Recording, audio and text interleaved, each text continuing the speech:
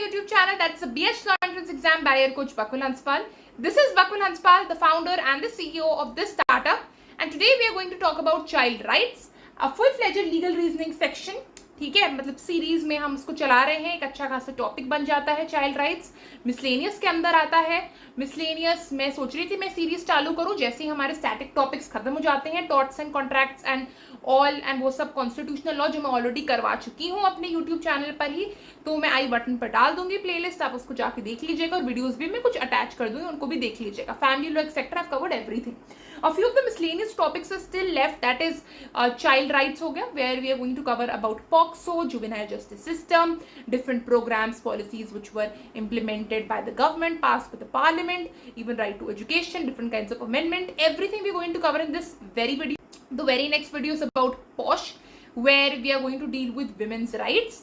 ठीक है, and जितने भी UN amendments है, everything we are going to deal with. Right to information, cyber laws, consumer protection, everything in the upcoming series about miscellaneous legal topics. ठीक है, क्योंकि CLAT exam बहुत near by है, तो आज हम इस टॉपिक के बारे में बात करने वाले हैं. So let's get started, right? So without any further, हम बात करते हैं ना, तो आपको मेरे पढ़ाने का ढंग ऑलरेडी पता है. I'm not going to go, I would say, line by line in NCERT. I'm going to pick a few lines. I'm going to give you the meaning, of course, because I'm not over here to do translation, right? I'm over here to interpret things, to make you understand about different things, about different concepts that are really important for a CLAT exam. ठीक है, अब देखो child rights में कुछ जैसे vocabulary के लिए एक आप शब्द देख लीजिए, which is etymologically. So etymologically it means something which has to do with the origin of words. Fine. So origin of words में we are talking about child. What is the meaning of a child? The word that is child.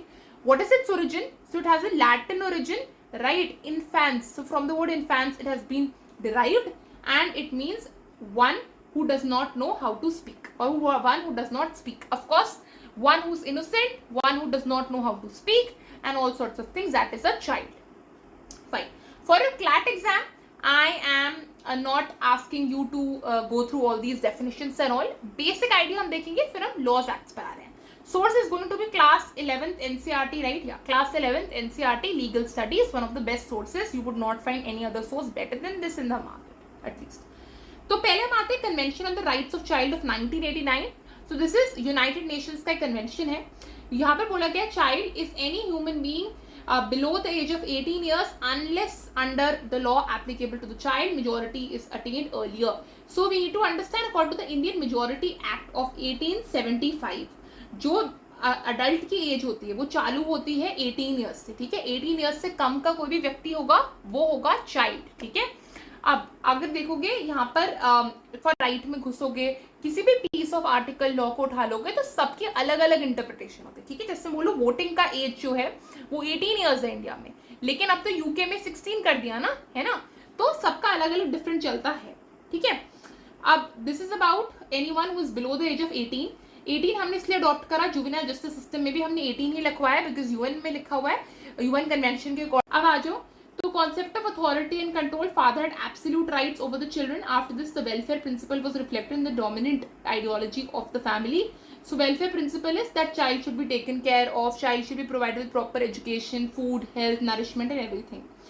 Indian welfare का है दया, that is to have means innocence. ठीक है, because innocence तो उसको अच्छे से treat करो, dignity के साथ treat करो. दान is not exactly you're donating something, but it is giving the child the opportunity to be educated, or maybe to have food, है ना, maybe to earn his own living.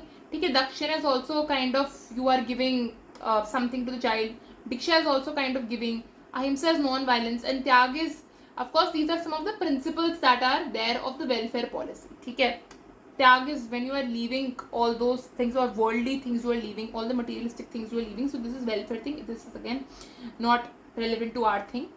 ठीक है, तो अगर हम बात करें unite will come directly over here कि हमारे काफ़ी जो चीज़ें हैं राइट्स है वो social justice, non discrimination, equity and empowerment पे बेस्ड है.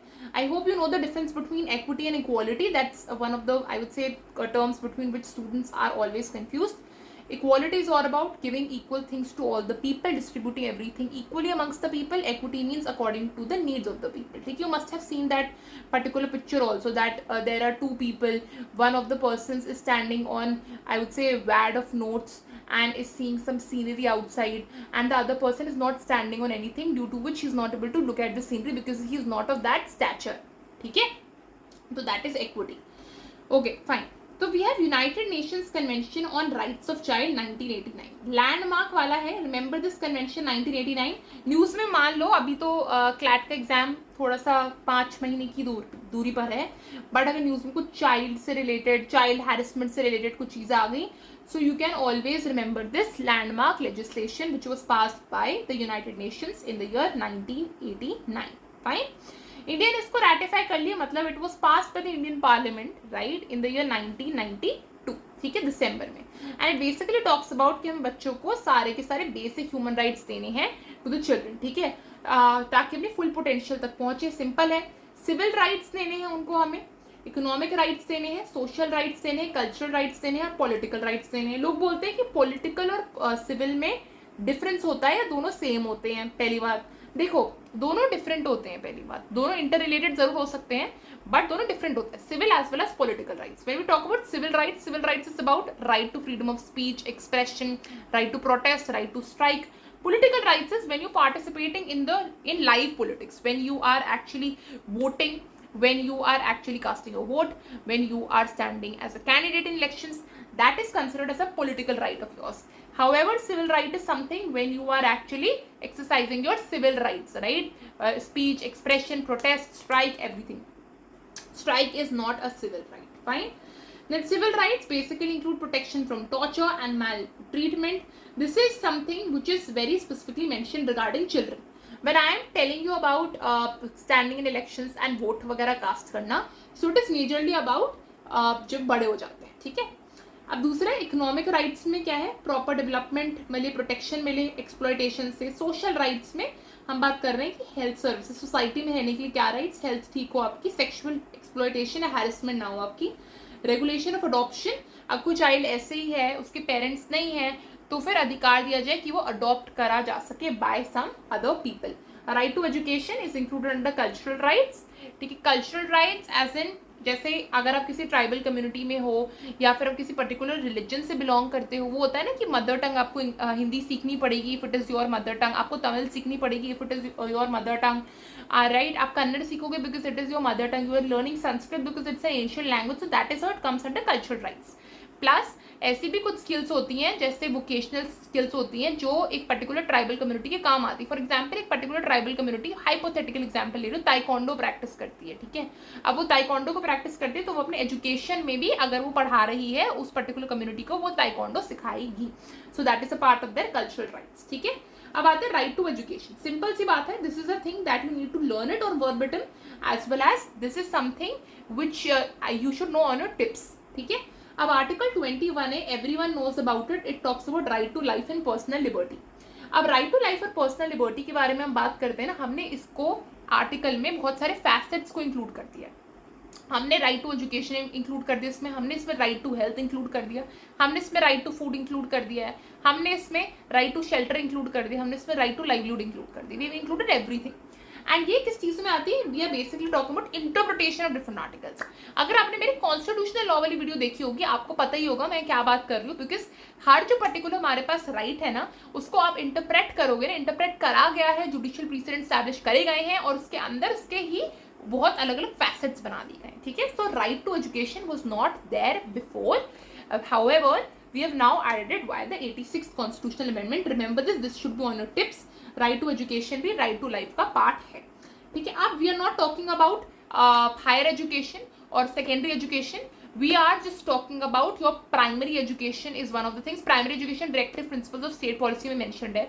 So we are not talking about higher education, but we are only talking about from anyone who is being educated till class 9th, right, till 14 years of age. That would be considered as your compulsory and free education 6 to 14 years. अब 9th जरूरी नहीं है वो बंदा 14 का हो तब तक that child is going to get that education. ठीक है, अब स्टेट को क्या करना है, ये सबको प्रमोट करना है. सो यहाँ पर हमारा डीपीएस पे आ गया, that is directive principles of state policy, where they are making sure they are able to promote the education and economic interest of weaker sections of the society. Mandatory duty है right to education को provide करना. अब ये जो चीज़ है हमारे again fundamental duties में भी मेंशन्ड है, which comes under article 51A of the constitution, वहाँ का सब क्लॉज के जो है of course which was also inserted by 86 constitution amendment. 86 constitution amendment में अगर हम right to education को add कर रहे हैं तो हमने इसको fundamental duty भी बनाया है कि यार guardian जो बच्चा है, जो जिसका वो बच्चा है, उसका भी वो बनता है, ड्यूटी बनती है उस बच्चे को एजुकेट करने की. So we have added this under fundamental duties as well. The right of children to free and compulsory education, it was passed by parliament in the year 2009. However, it came into implementation on 1st of April 2010. Remember this date, very very important. Nothing could be more important than this, at least.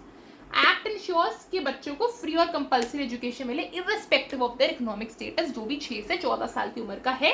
Remember this should be on your tips for sure.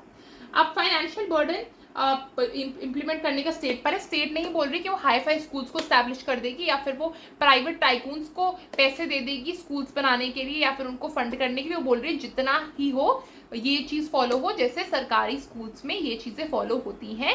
Government जैसी भी है, चाहे सरकारी schools की हालत ख़राब है, bathroom ख़राब है, क्लासरूम ख़राब है. I'm not talking about all of them are bad, but I'm talking about specifically about those regions which lie in the eastern part of the country where the condition generally looks bleak, right? And जहाँ पर washrooms की condition even for females that is abysmal. ठीक है, that is like really bad. तो इस case में जो state है, state is going to promote this at your government वाला लेवल. प्राइवेट स्कूल्स भी इसको करते हैं. सो प्राइवेट स्कूल्स में राइट टू एजुकेशन के तहत 25% seats are reserved for people who come via right to education वाला कोटा. ठीक है, free and compulsory education from 6 to 14 years of age. ठीक है, 25% इकोनॉमिकली या हाँ इधर भी मेंशन्ड है disadvantage communities and all private and minority schools.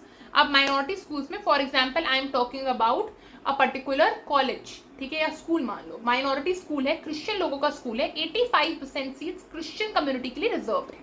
ठीक है, बाकी जो बची हुई सीट्स है हमारी, मान लो अगर वो 15 सीट्स से बची हुई या फिर 75% क्रिश्चियन कम्युनिटी की है, बाकी 25% सबके लिए खुली रहेंगी, स्पेशली फॉर पीपल RTE से जो आए. ठीक है, हर स्कूल पर डिपेंड करता है ये चीज़. अगेन कितनी आप सीट्स रख रहे हो हर माइनॉरिटी स्कूल पर, क्योंकि माइनॉरिटी को कभी कभार एग्जेम्पशंस मिल जाते हैं कि आप अपनी कम्युनिटी को प्रमोट कर सकते हो अगर वो पर्टिकुलर कम्युनिटी माइनॉरिटी है उस पर्टिकुलर रीजन में. So it literally depends, but however it is standard 25% most of the time. Penalty face करनी पड़ सकती है अगर ये प्रोविजन फॉलो नहीं हुआ. Right to health, learn this up for class 11th legal studies. You can skip this for CLAT. I am directly coming to the most important things. Right to health हमारा आता है judicial contribution क्या है. देखो अब consumer education and research centre versus the union of India 1995. Right to education medical care fundamental right है 21 में, read with 39C, 41 and 43 of the Indian constitution. ठीक है, विच आर ऑल DPSPs. ठीक है, दे 36 से 51 के बीच में DPSPs आते हैं. ये सब DPSP में देखा गया कि मतलब गवर्नमेंट की भी रिस्पॉन्सिबिलिटी है. दूसरे पश्चिम Bengal Khet Mazdoor Samiti versus the state of West Bengal.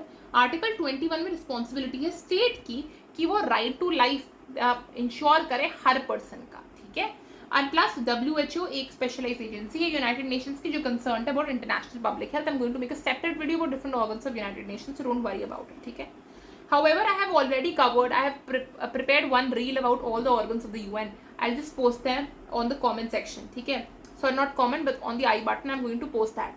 Okay, I think there are 2-3 videos I have prepared, all of them I'm going to post.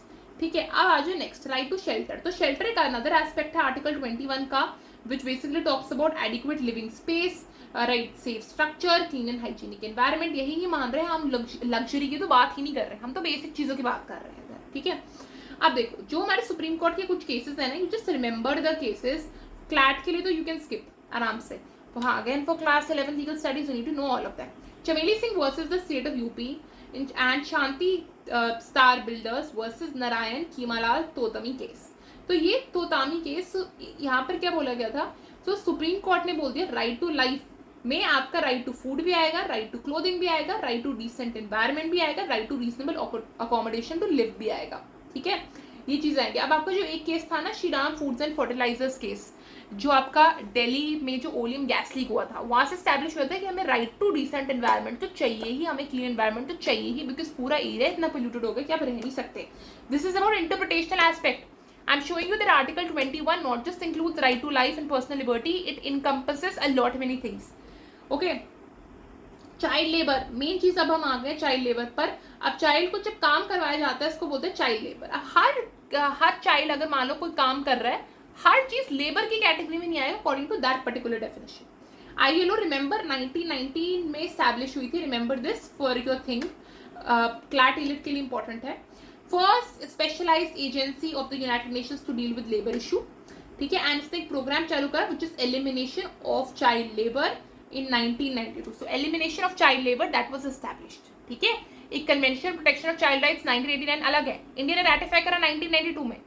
अब यहाँ पर ILO जो स्पेशलिस्ट ऑर्गन थी यूनाइटेड नेशंस के, ये एक पर्टिकुलर एस्पेक्ट को उठाया इसने चाइल्ड लेबर को लेकर. ठीक है.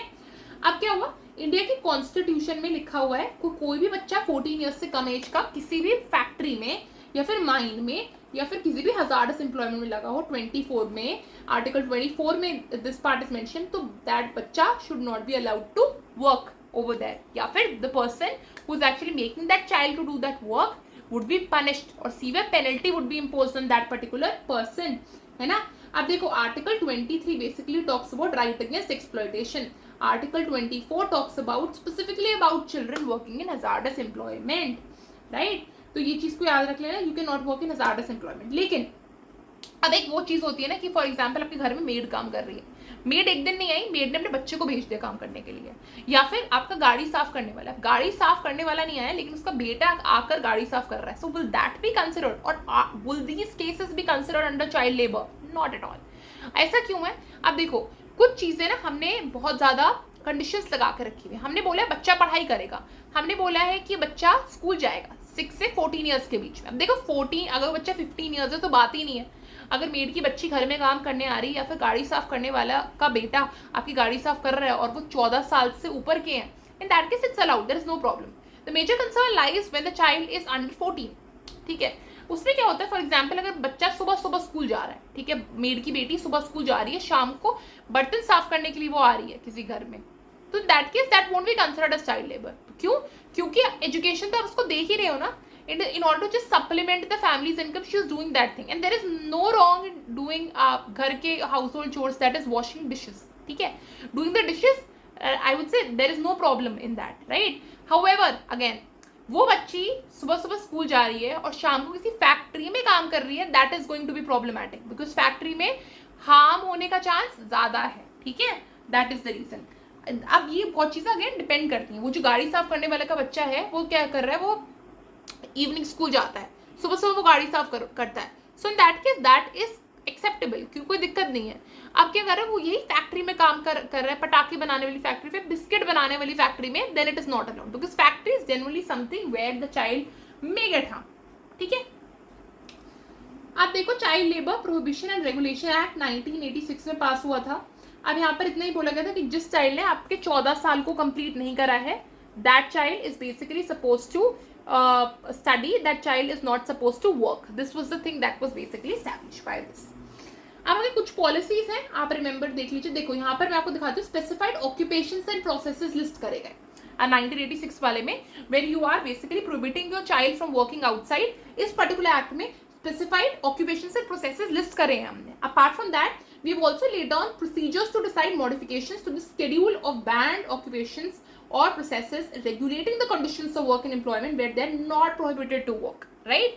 So in that case कोई किसी मान लो स्कूल के बाद 2-3 घंटा किसी ने काम कर लिया, लेट्स सपोज किसी स्टेशनरी शॉप पे सामान बेचने का या फिर किसी ग्रोसरी स्टोर में घर में सामान डिलीवर करने का, that is allowed, there is no problem with that. ठीक है. You can spend a few hours into that, there is no problem if you're supplementing the family's income. अब मैंने ये नहीं बोला कि घर में आप स्कूल में आप पढ़ रहे हो रात को in order to supplement your family's income आप कोई लड़की को ब्रोथल में भेज रहे हो, ये मैं अगेन नहीं कह रही हूँ. we are talking about safe sectors of employment. ठीक है. National policy on child labor was formulated in the year 1987. This is another policy you can remember, not relevant for that. ठीक है. But just look at the policy once. Policy में ये बोला गया है it is under the general development programmes on child labour. जो भी आपका नेशनल चाइल्ड लेबर प्रोजेक्ट भी लॉन्च करा गया है गवर्नमेंट द्वारा 1 साल बाद 1988 में.